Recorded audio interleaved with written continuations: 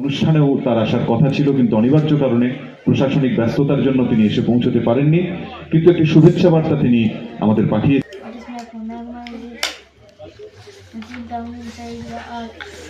আসানসোল শহীদ বেদিতে মাল্যদান ও সাংস্কৃতিক অনুষ্ঠানের মাধ্যমে আন্তর্জাতিক মাতৃভাষা দিবস উদযাপন হয়ে গেল আসানসোল ইএসআই হসপিটালে। আন্তর্জাতিক মাতৃভাষা দিবস অনুষ্ঠানে উপস্থিত ছিলেন রাজ্যের মন্ত্রী মলয় ঘটক, বিধায়ক নরেন্দ্রনাথ চক্রবর্তী, ইএআই হসপিটালের সুপার সহ বহু বিশিষ্ট ব্যক্তিবর্গেরা।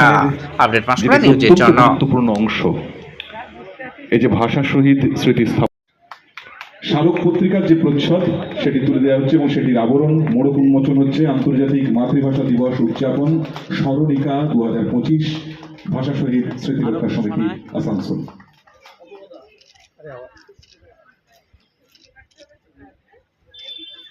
দীপ্তশ্রী সেন এবং ডক্টর অপূর্বদা, আমি অনুরোধ যে ভাষা সাহিত্যকে এগিয়ে নিয়ে যাচ্ছি। আমরাও যারা বাঙালি, আমি একটু আগে দেখছিলাম উনি বলছিলেন যে মলয়দাকে অনুরোধ করছিলেন যে এখানে একটা লিটল ম্যাগাজিনের একটা মেলা হওয়া দরকার।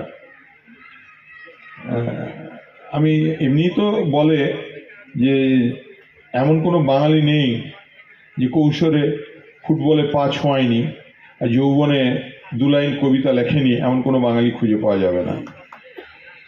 কিন্তু তাদেরকেও এগিয়ে নিয়ে যাওয়ার প্রয়োজন আছে। আমি জানতাম না যে আসানসোল এই ব্যাপারটাতে পিছিয়ে আছে। আমি যখন কলেজ জীবনে ছিলাম, কলেজ জীবনে আমাদের 2টো ওয়াল ম্যাগাজিন ছিল, 2টো ওয়াল ম্যাগাজিনের আমি দায়িত্বে ছিলাম।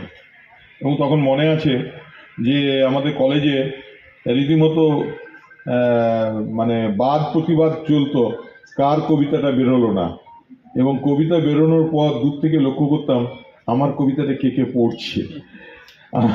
আমার মনে আছে যে আমি তো কবিতা লেখার পর আমার মাননীয় মাস্টারমশাই ছিলেন ডক্টর রামদুলাল বসু, আমি তাকে স্যারের কাছে একবার দেখাতে নিয়ে যেতাম। তো স্যার গম্ভীরভাবে বলতেন একটু মনোযোগ দিয়ে লেখো। আর তার ভিত্তিপ্রস্তর স্থাপিত হলো।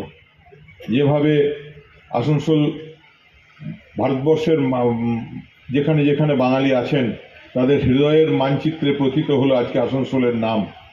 আসানসোলবাসীকে অনেক অনেক শুভেচ্ছা জানাই। এবং এই লিটল ম্যাগাজিন, আমি নিজে 24 বছর আমার একটি ম্যাগাজিন ছিল, লিটল ম্যাগাজিন ছিল আমার, ঐকতান বলে। তাতে অনেকেই, শক্তি চট্টোপাধ্যায়কেও আমার মনে আছে একবার। তাই আমরা যারা বাংলাভাষী আছি তারা এক আছি এবং ভবিষ্যতেও এক থাকব, এটাই আমাদের সংকল্প হওয়া উচিত। আমরা এখানে ভাষা মঞ্চ হয়েছে, এখানে ভাষা শহীদদের স্মৃতিস্তম্ভ আমরা তৈরি করতে পেরেছি। একটু আগেই আমাকে ডক্টর ভদ্র বলছিলেন যে এখানে যদি একটা শেড করা যায়। আমি বললাম যে সাইজের আমরা প্যান্ডেলটা করেছি, আগামী বছর যাতে একটা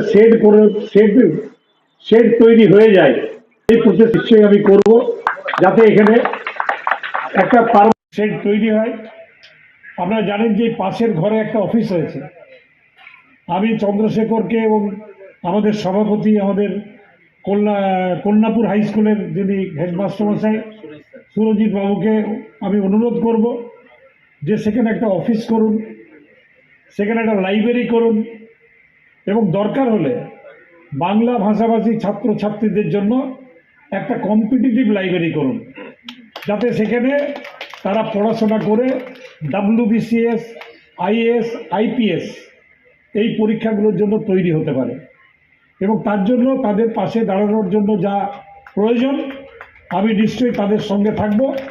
আমি চাই যে আসানসোলে যারা আমরা আছি, আমাদের থেকে আমাদের ভবিষ্যৎ প্রজন্ম যারা রয়েছেন, যারা স্কুলে কলেজে পড়ছেন, তারা IAS, IPS, কেউ ডাক্তার, কেউ ইঞ্জিনিয়ার, তারা হন এবং আসানসোলকে গর্বিত করুন। আসানসোলের স্কুল কলেজ তাদের পরিবারকে গর্বিত করুন, আসানসোলের মানুষকে গর্বিত করুন। তাই এই কম্পিটিটিভ লাইব্রেরি যদি আমরা করতে পারি, জায়গা আছে, তাহলে আমরা সেটাকে কাজে লাগিয়ে কম্পিটিটিভ লাইব্রেরি তৈরি করব। এবং ডক্টর বিশেষ সেন যেটা বলছিলেন যে একটা লিটল ম্যাগাজিন মেলা যদি করা যায়